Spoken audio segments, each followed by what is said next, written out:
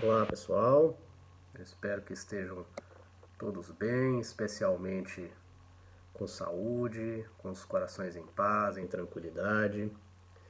E de agora em diante vamos ter alguns minutos aqui de reflexão que eu espero que sejam bastante proveitosos.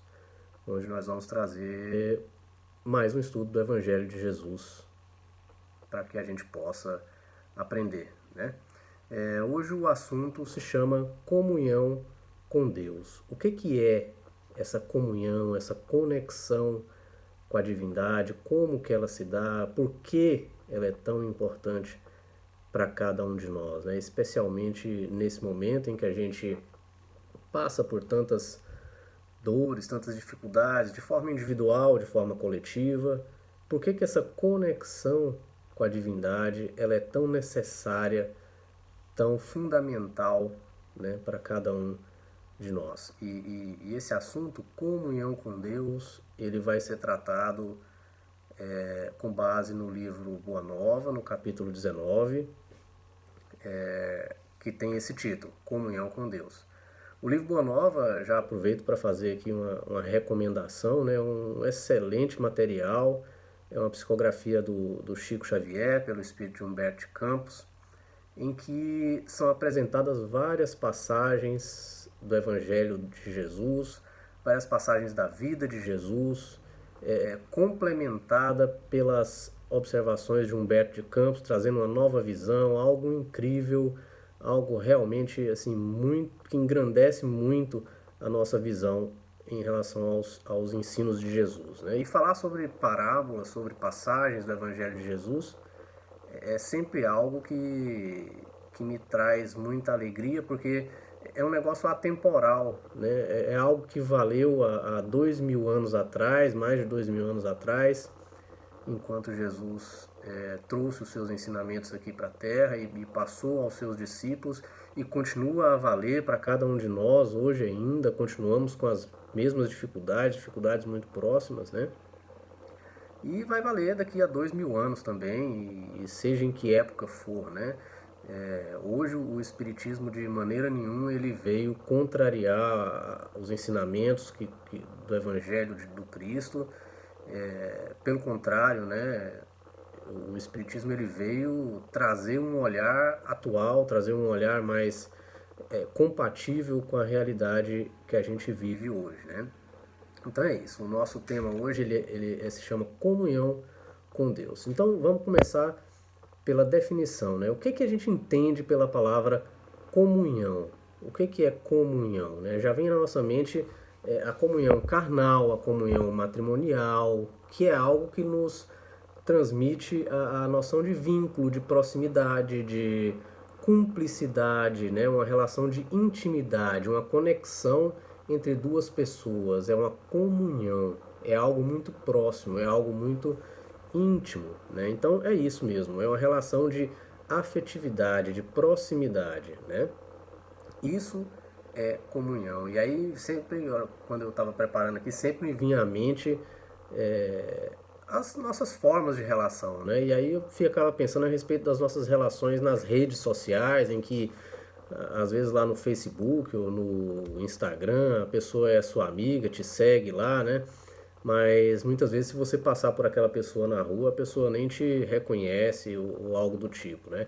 Essa não é a relação de comunhão que nós estamos falando aqui, é uma relação ali de conhecimento e tudo, mas comunhão pressupõe proximidade, pressupõe intimidade, pressupõe vínculo forte entre esses dois seres que se comungam, né? Então é algo que não é simples, né? É algo complexo. Vejam que você ter essa comunhão com alguém que você convive já não é simples, né? É algo difícil, as pessoas têm as suas diferenças, as suas dificuldades. Imagina ter essa comunhão com a divindade, que é algo que a gente ainda desconhece tanto, né? Lá no Livro dos Espíritos, logo no início do Livro dos Espíritos, onde ele trata das questões sobre o que é Deus, né? Onde ele diz que é a inteligência suprema, a causa primária de todas as coisas. E aí Kardec questiona se o infinito definiria a divindade, né? E aí os espíritos respondem que essa ainda seria uma definição incompleta da questão. Então, vejam que é ainda mais complexo a gente entender como que deve se dar essa comunhão com a divindade, né? E por quê? Por que nós temos tanta necessidade dessa comunhão, de estar em contato próximo com a divindade? É porque aí, meus amigos, é que nós restabelecemos as nossas forças.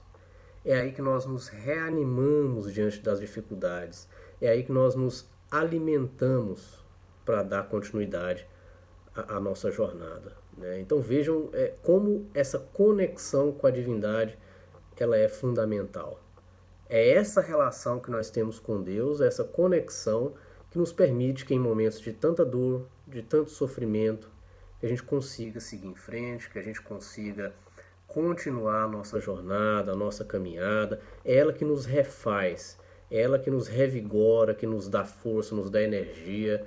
E às vezes no momento em que nós achamos que nós estamos ali no fundo do poço, mesmo sem perceber, essa nossa conexão com Deus, ela nos reergue, ela nos levanta, ela nos restabelece. Então por isso que é tão importante e é tão importante a gente tratar desse assunto na casa espírita, porque de fato a comunhão com Deus, essa conexão com a divindade, ela nos presta um importante papel na nossa vida, principalmente, especialmente nos momentos em que nós temos as maiores dificuldades, né? E falando de comunhão com Deus, acho que o maior exemplo que a gente tem do ser que teve a maior relação de proximidade com a divindade é o de Jesus, né?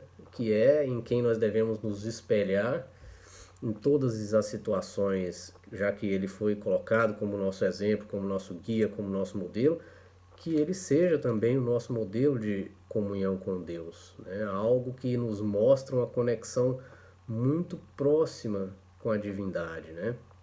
E ele, em todos os seus ensinamentos, Jesus, em todos os seus exemplos, ele nos trouxe as receitas de como a gente pode se aproximar, se vincular mais intimamente com Deus, com a divindade, né?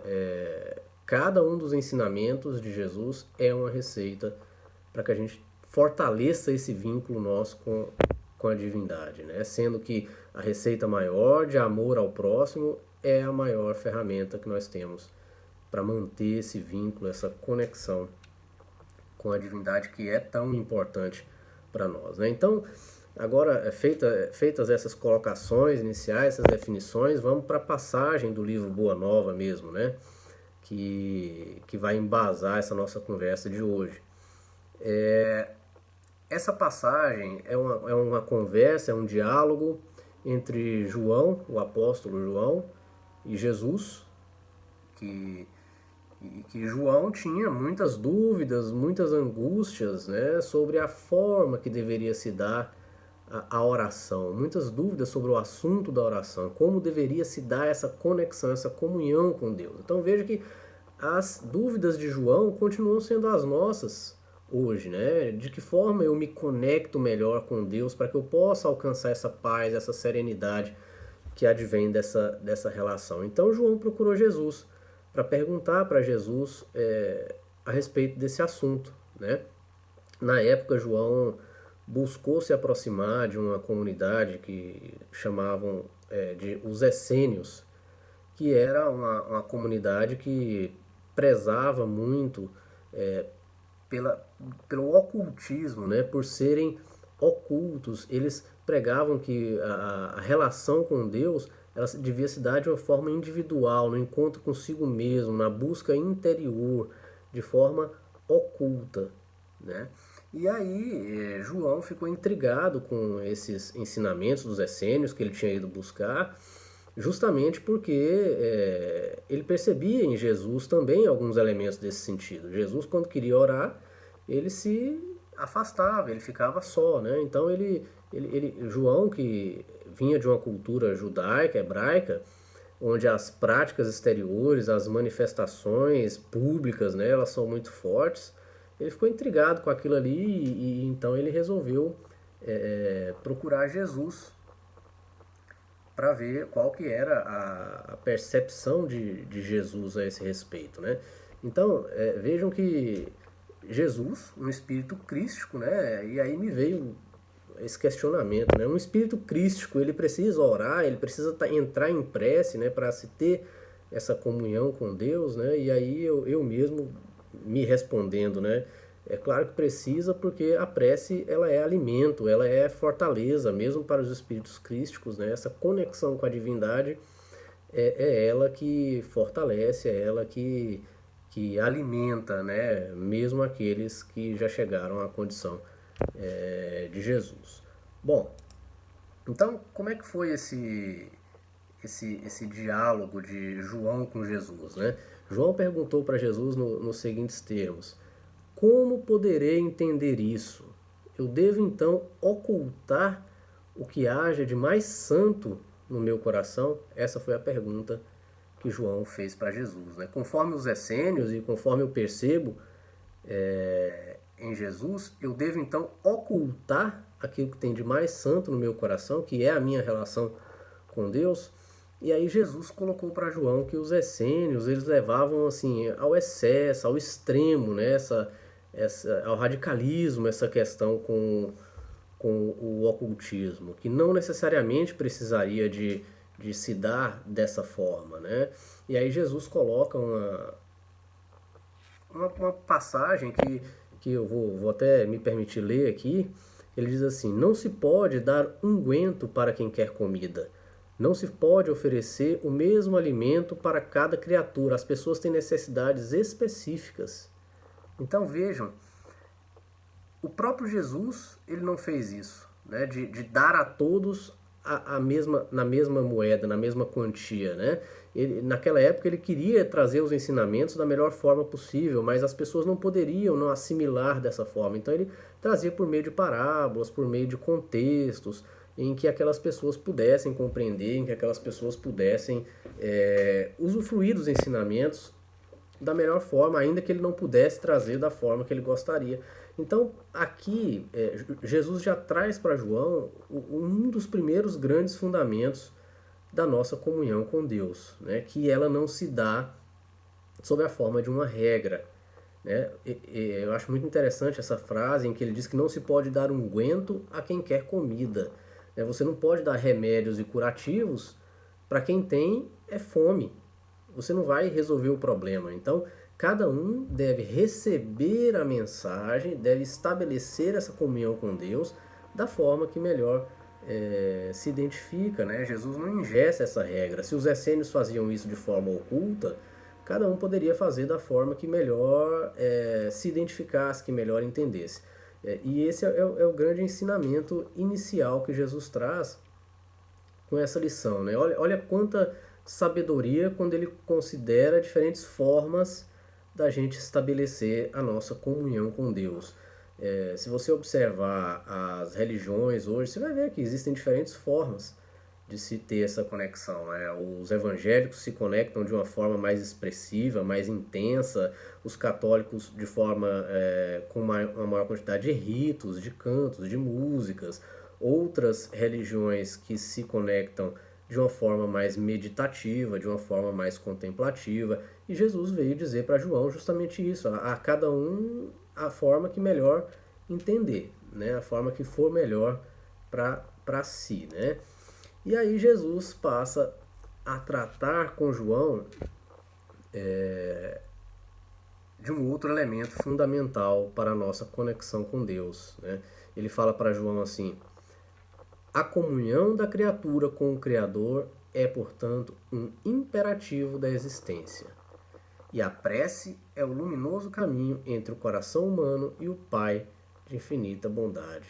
Então, olha só que profundidade nesse ensinamento, né? Primeiro ele diz que a comunhão com o Criador é um imperativo da existência, ou seja, é necessário para a nossa existência, né? Nós necessitamos de estar em conexão com a divindade.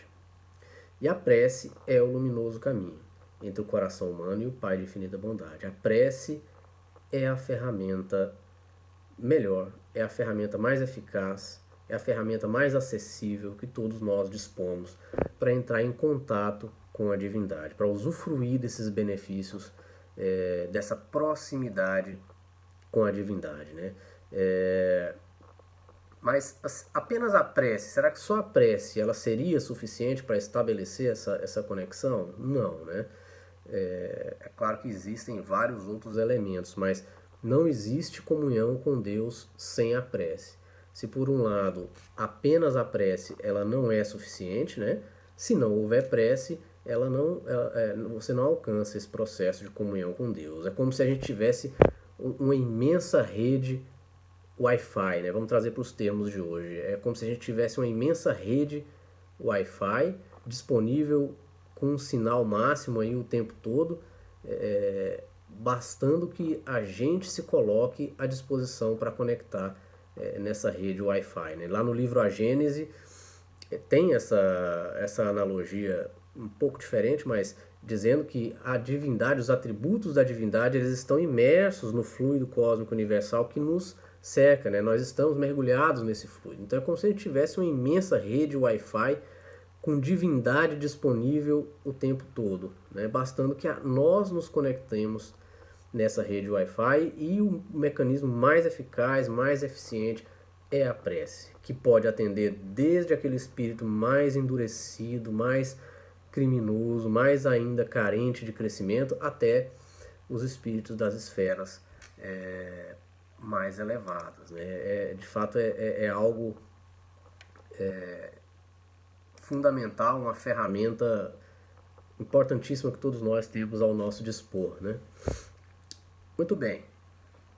E aí João, continuando o diálogo com Cristo, ele pergunta: mas a oração, ela deve ser de louvor ou de súplica? Ele pergunta para Jesus, né? E aí Jesus responde para ele assim: por prece devemos interpretar todo o ato de relação entre o homem e Deus. Então, qualquer ato que estabeleça uma relação com Deus é prece. Uma música é prece, né? Um diálogo que você estabelece com Deus é prece. Cantar é prece, né? Pensar é prece. Desejar é prece. Então tudo isso vejam como não existe engessamento, né? Não existe algo, uma regra para isso, né? Tanto que no Livro dos Espíritos tem aquela questão: qual é a prece que mais agrada a Deus? E aí a resposta é aquela que é a prece feita com o sentimento, com o coração, né? Não fiquemos presos à forma, a esses detalhes, né? Realmente o que importa é a intenção, é o sentimento que nós empregamos, né? E aí Jesus continua: todo aquele, porém, que trabalha pelo bem com as suas mãos e com o seu pensamento, esse é o filho que aprendeu a orar na exaltação ou na rogativa, né? Então, aquele que trabalha para o bem é aquele que aprendeu a orar. Então, não basta apenas a gente manifestar as nossas vontades, manifestar os nossos desejos, né? É importante que isso esteja na direção do bem, e Jesus adiciona um elemento fundamental à prece, que é o trabalho, né? A fé sem obras, ela é morta, não é isso? Então, é necessário que não só a gente peça, que a gente agradeça, que a gente busque estabelecer esse contato com a divindade por meio da prece, mas é importante que essa comunhão com Deus, ela se dê também através das nossas ações, do nosso trabalho no bem, que ele esteja coerente com as nossas preces, né? Que tudo isso esteja conjugado para o trabalho no bem, a nossa prece e as nossas ações, né? Então vamos adiante. João, então, ainda carente de esclarecimentos, pergunta novamente a Jesus, né, nessa passagem: então, como ser leal a Deus na oração? A prece já não representa em si mesma um sinal de confiança? Ou seja, se eu fizer uma prece, né, a prece por si só, ela já não representa um sinal da minha fé, um sinal da minha confiança? E aí Jesus já responde de uma forma um pouco mais enérgica, né, para que João pudesse compreender melhor. Ele responde assim: será que tu não entendes? Não obstante a confiança expressa na oração e a fé tributada à providência superior, é preciso colocar acima delas a certeza de que os desígnios celestiais são mais sábios e misericordiosos do que o capricho próprio. É necessário que cada um se una ao Pai, comungando com a sua vontade generosa e justa, ainda que seja contrariado em determinadas ocasiões. Pessoal, eu acho que aqui é o ponto máximo da nossa conversa. Eu acho que esse é o ensinamento mais importante de toda essa passagem, que é o que nós mais carecemos de compreender, né? Nós devemos ter a certeza de que os desígnios celestiais são mais sábios e misericordiosos do que o nosso capricho próprio, né? Então, nós devemos aprender a orar, nós devemos aprender a pedir. Nós temos que. Isso fala muito sobre a nossa fé, sobre a nossa capacidade de confiar que existe alguém que está no comando e que sabe muito melhor do que cada um de nós aquilo que nós necessitamos, aquilo que nós de fato precisamos. Quantas vezes nós colocamos na intenção das nossas preces algo que não passa de caprichos, de vontades individuais e que muitas vezes não são aquilo que melhor, que nós mais necessitamos, aquilo que é mais importante para o nosso crescimento individual, né? Então, gente, precisamos de compreender que ter comunhão com Deus não é ser agradado e ser atendido pela divindade o tempo todo quando a gente coloca as nossas preces. Não é isso, a relação não é essa, né?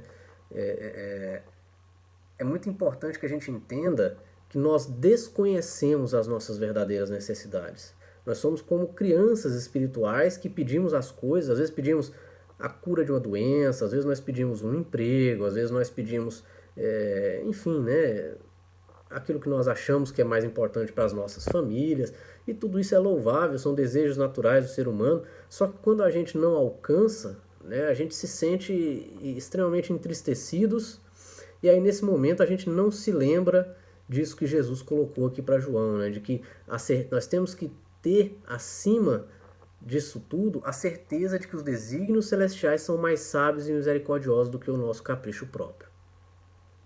Isso é muito importante, né? A gente ter a ciência de que, por mais que pareça que às vezes está tudo errado, está tudo fora de controle, está tudo, né? Às vezes você olha assim e fala, meu Deus, agora as coisas perderam o controle, não tem mais ninguém no comando da minha vida, né? Mas não. Tudo isso tem um propósito, né? Os desígnios, então eu não canso de repetir essa frase de Jesus, os desígnios celestiais são mais sábios e misericordiosos do que o nosso capricho próprio. Por mais que o barco pareça estar revolto aí no meio da tempestade, sem ninguém para comandar, né? Tudo está sob controle. Isso é um exercício de fé, né? Compreender isso fala muito sobre a nossa fé, né? E aí Jesus prossegue dizendo para João, é preciso aprender com as leis da natureza a fidelidade a Deus.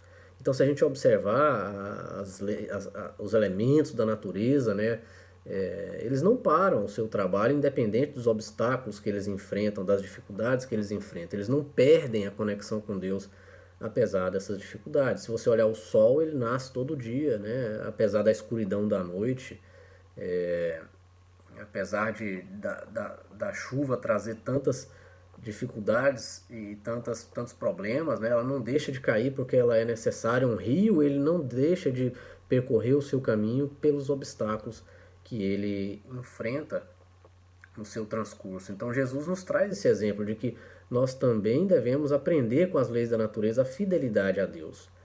E aí ele segue, observar a lealdade para com o Pai é semear e atingir as mais formosas searas da alma no infinito. Vê, pois, que todo o problema da oração está em edificarmos o reino dos céus entre os sentimentos de nosso íntimo, né? Então vejam, primeiro ele trouxe o elemento do trabalho para a gente associar a prece, e agora ele traz o elemento dos sentimentos, né? A gente sentir, fazer a prece com sentimento, colocando ali os nossos anseios mais íntimos, os nossos desejos, os nossos sentimentos nobres, né? Isso alça o poder das nossas preces ao infinito, a atingir as esferas mais altas, e isso facilita a nossa comunhão com o Criador. Então, mais um elemento que Jesus adiciona aí, né, para a nossa prece, que é a, a questão de colocar junto com elas os nossos sentimentos. E aí João ficou ainda um pouco ali, né, não compreendeu muito bem, ficou ainda alguma coisa a ser esclarecida, e aí o mestre falou que ele não se preocupasse, que no tempo certo que ele poderia exemplificar, né? E aí eles estavam caminhando em direção a Jerusalém, a Jericó, perdão, né? E aquela paisagem de Jericó era uma paisagem muito árida, muito seca, né? Muito carente de água. E eles caminhavam, né? Naquela época essas viagens eram feitas a pé, né?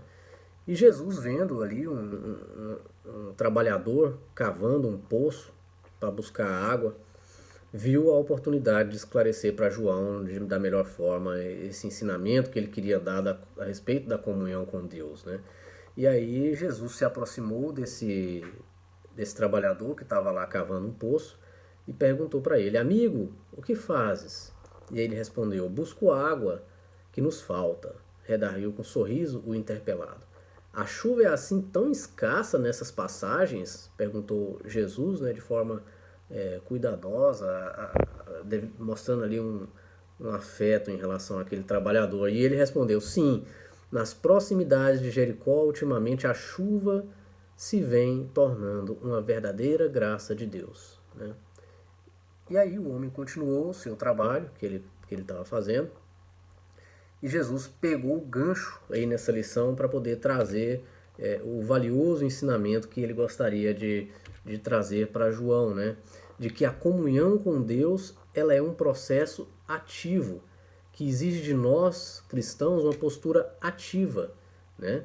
A bênção divina seria a chuva que viria dos céus para poder molhar e dar vida àquela região de Jericó. Mas não é obtida de forma simples, né? Às vezes, se não tem a chuva que cai do céu, né, é necessário que nós tenhamos uma postura ativa na busca da nossa relação com Deus, que aí no caso desse trabalhador foi ele procurar cavar um poço para ele encontrar água, para ele solucionar as necessidades mais íntimas que ele possuía, né? Então, é exigido de nós uma construção para que a gente alcance essa comunhão com Deus, né? Não é simplesmente esperar a chuva cair do céu. A gente pode ter os benefícios da água, a gente pode cavar o poço e obter o benefício da água sem esperar que ela venha da chuva que cai do céu. Então, o processo de comunhão com Deus é um processo ativo. É isso que Jesus quer dizer quando ele fala que os atributos da divindade, eles também estão em nós, que nós também podemos agir na busca de alcançar aquilo que a divindade possa nos proporcionar, né? Exemplos vários a gente pode ter a respeito disso. Se a gente quer, a gente tem o poder de gerar a vida, né? Gerar a vida é algo que nada poderia estar mais atrelado à divindade do que isso, mas ela depende da ação do ser humano. Ela depende do esforço do ser humano em conciliar as questões físicas para que a vida ocorra, né? É preciso juntar um gameta masculino com um feminino e todo um processo que sem a ação do homem isso não acontece. Então, para que a divindade se manifeste, também há a necessidade da nossa ação, né? E isso Jesus ilustrou muito bem a João nessa passagem, que isso não vem sem a dificuldade, sem o esforço da criatura, né? Então, já chegando ao final, pessoal, eu espero que eu tenha conseguido passar para vocês essa mensagem, né, que a verdadeira comunhão com Deus, ela não significa facilidades, ela não significa viver sem dor, né, ter satisfeitos os nossos desejos o tempo todo, né, não é isso que a gente deve esperar, né, a gente deve buscar a comunhão com Deus, essa serenidade, essa paz, essa tranquilidade que essa comunhão nos proporciona, apesar das nossas aflições, né? Apesar dos esforços, das dificuldades que a gente enfrenta no nosso dia a dia, né? Se a gente for observar, eu gosto muito desse exemplo porque ele é muito esclarecedor realmente. Se a gente observar as grandes personalidades aí que mais possuíam comunhão com Deus ao longo da história que a gente conhece, né? Se a gente for pegar Jesus, Maria de Nazaré, o próprio Chico Xavier, né? A Madre Teresa de Calcutá e tantos outros aí, a gente vai ver que eles possuíam uma excelente comunhão com Deus, mas foram pessoas que tiveram bastante dificuldade ao longo da vida, né? Jesus, como sofreu ao longo da sua história. Maria, que viu seu filho pregado na cruz, né? E ainda assim seguiu em plena comunhão com Deus, atendendo a todos os necessitados após a morte de Jesus, né? Chico, que também a vida não foi fácil para ele. Então, que nós tenhamos essa lição, né, de buscar a comunhão com Deus, sem esperar facilidades, mas com a certeza de que isso nos trará serenidade, nos trará paz, com a confiança de que nós temos alguém que zela por nós, que cuida de nós, que conhece cada um dos nossos problemas, independente da dor e da dificuldade que a gente passa, acompanha cada um de nós nos mínimos passos, né? Que nós nos afastemos desse raciocínio de que porque eu estou na casa espírita, porque eu trabalho, porque eu trabalho no passe, eu faço a sopa fraterna, eu trabalho na mediúnica, né? A minha comunhão com Deus, ela vai me isentar de todas as dores e todas as dificuldades, né? O raciocínio ele não é dessa forma, né? Nós estaremos em comunhão com Deus e vamos usufruir dessa comunhão com Deus, sim. E nós não percamos essa fé, né? Que nós saibamos buscar essa comunhão com Deus com base nessas ferramentas que Jesus nos coloca, que Humberto de Campos vem nos complementar e nos esclarecer. Pessoal, fiquem todos com Deus e que tenhamos muita paz. Um abraço a todos.